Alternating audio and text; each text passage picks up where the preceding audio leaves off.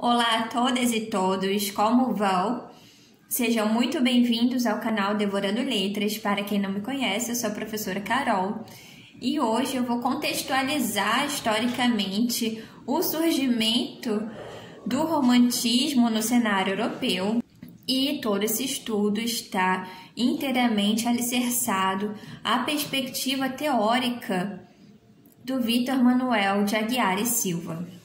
No seu livro Teoria da Literatura, Vítor Manuel Aguiar e Silva inicia a sua reflexão sobre o surgimento do romantismo contextualizando o século XVIII.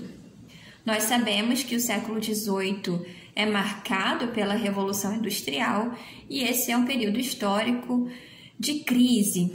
Na literatura, isso se reflete com o surgimento de tendências mais ecléticas, que se afastam do dogmatismo neoclassicista. Na perspectiva do Aguiar e Silva, o que surge no século XVIII é um pré-romantismo.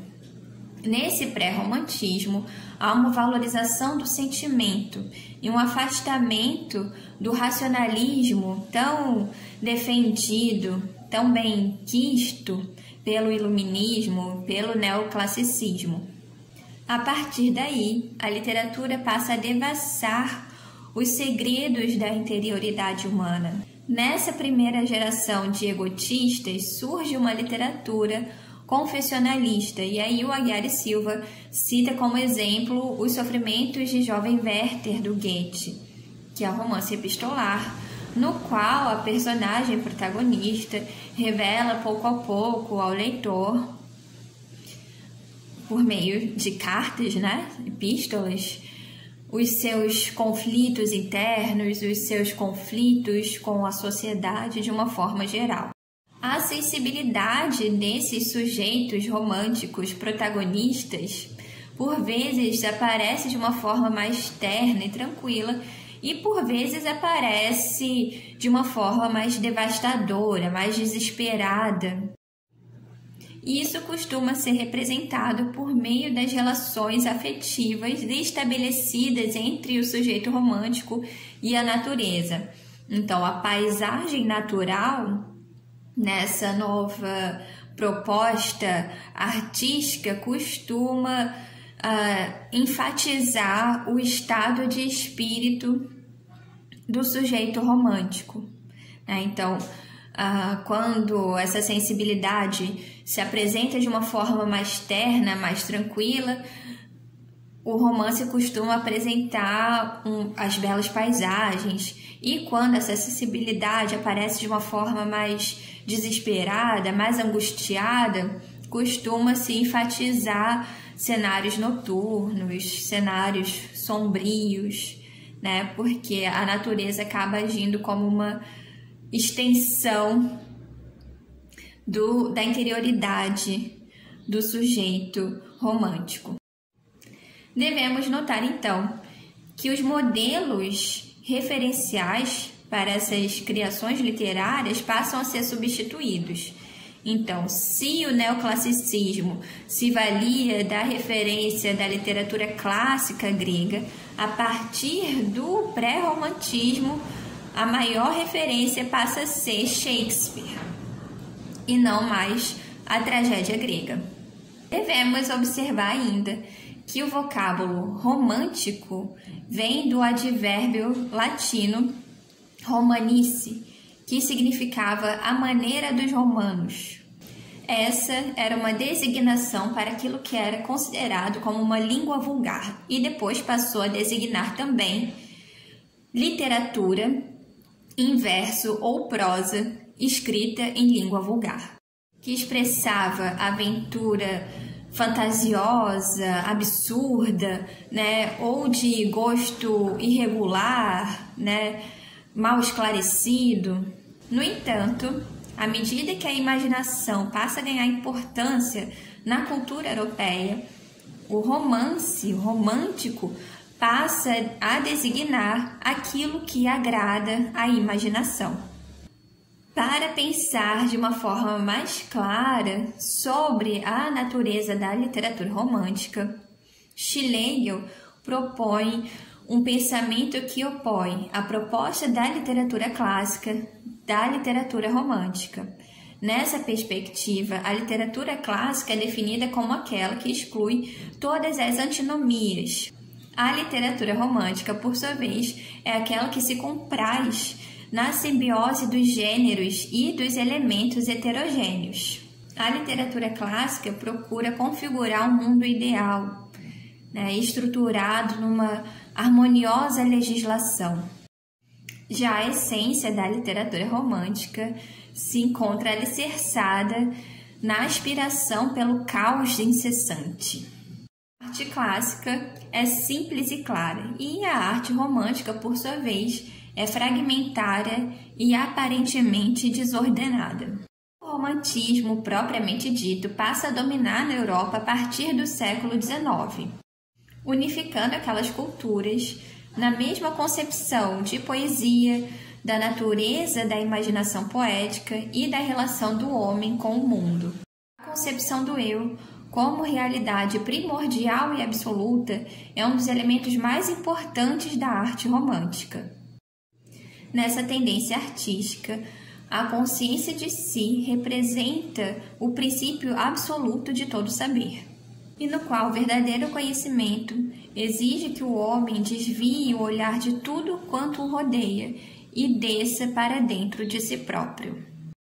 Essa concepção de espírito e do real na arte romântica relaciona-se com a nostalgia de algo distante no tempo e no espaço.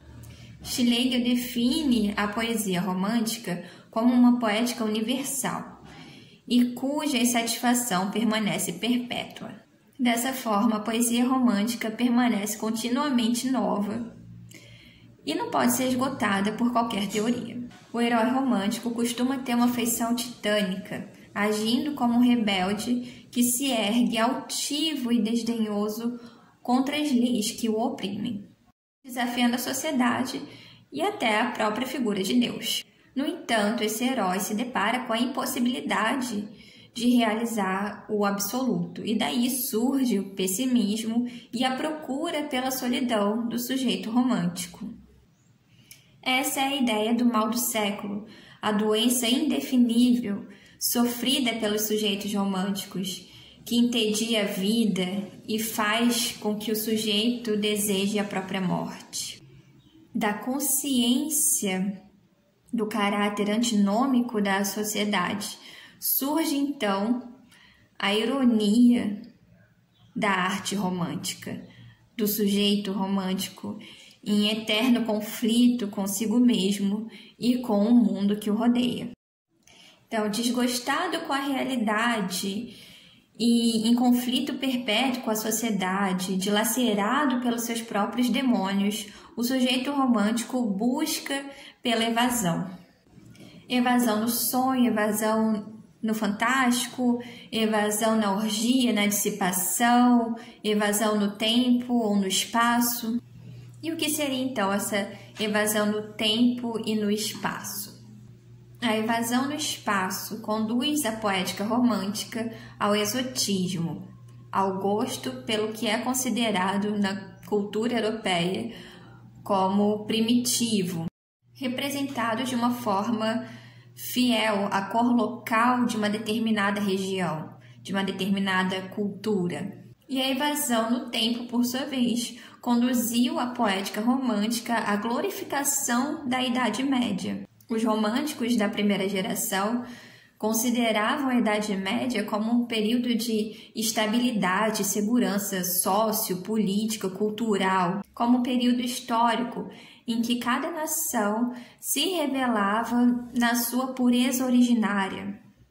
Pureza na língua, na literatura, nas suas instituições políticas. No entanto, é fundamental nós compreendermos que o romantismo não se prende a uma única fórmula e que a sua natureza é intrinsecamente contraditória. Então, se por um lado a poética romântica se define como uma literatura de evasão, por outro, define-se também como uma literatura de combate, enraizada na história, que procura agir sobre a história em busca de uma sociedade nova e mais justa, mais esclarecida.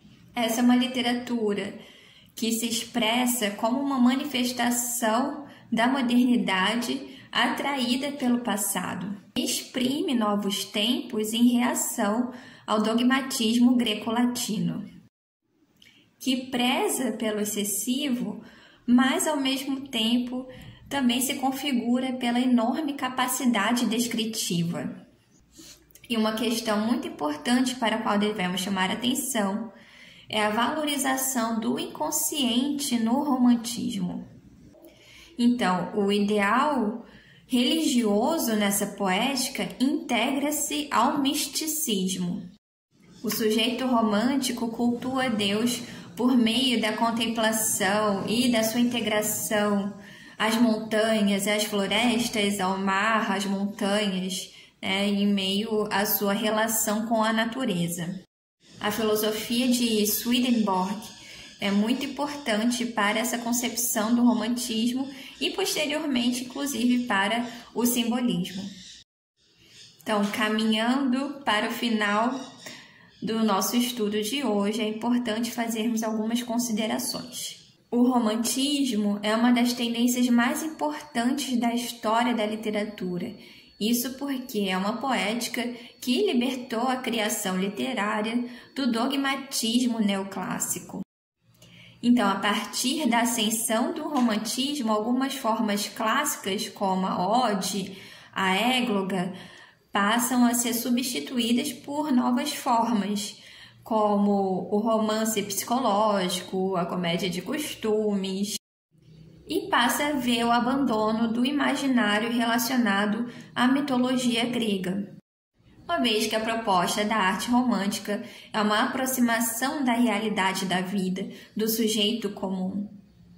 Bom, por hoje é só, espero que o estudo tenha sido produtivo. Em caso de dúvidas, não deixem de entrar em contato comigo.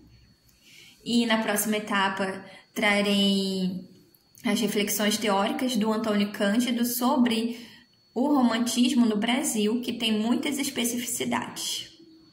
Um abraço e até a próxima!